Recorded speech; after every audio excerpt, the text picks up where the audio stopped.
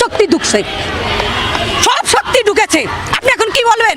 বাচ্চা নিরাপত্তার জন্য কি মূলত এখানে আসছে? আমি বাচ্চা না, আমার নিরাপদ না, আমি বাচ্চাকে কি নিরাপদ দিব? সন্তানের আমি নিজে নিরাপদ না।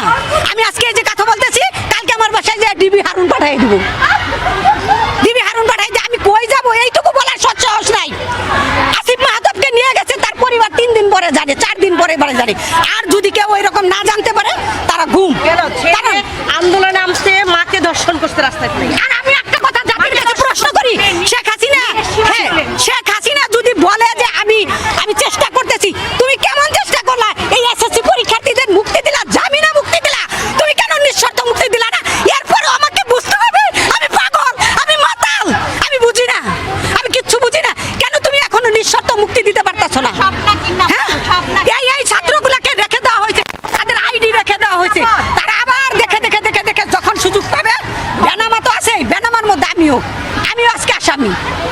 এই আসামি যখন হয়েছি তখন আসামি হব, আমি আসামি হতে এসেছি, বেনামি আসামি। এই দেশে আর গণহত্যা, গণগ্রেফতার দেখতে চাই, দেশে শান্তি চাই। আর আরেকটা কথা আপনি প্রুফ করবেন, যদি আপনাদের হিম্মত থাকে, সাংবাদিক ভাইদের বলি, আপনারা প্রায় প্রশ্ন করেন সাংবাদিক মারে কেন? আপনারা কি ঘুমায় থাকেন বুঝেন না? আপনারা যে স্বজন প্রীতি করেন আপনারা বুঝেন না? আপনাদের প্রতি আমরা বিক্ষিপ্ত, সবকিছু বলেন না। সাগর রনির হত্যা হইল না, ফকির হত্যার মামলা হইল না, আপনি বলেন না শেখ হাসিনা বিচার করে? কেন আপনারা একদিনও বলেন না কই আমার সহকর্মী? কেন সেদিন সাংবাদিক দ্বিধাদ্বন্দ্ব হয়ে গেল?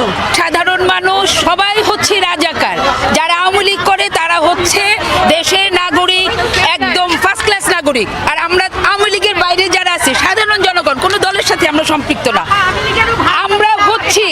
আমরা হচ্ছি সবাই রাজাকার। আপনি আমাদের বাচ্চাদেরকে রাজাকার বানায় ফেলছেন, আমাদের রাজাকার বানায় ফেলছেন, সবাইকে রাজাকার বানায় ফেলছেন। এই কথা কি আপনি বলতে পারেন নাকি দেশের প্রধান হয়ে?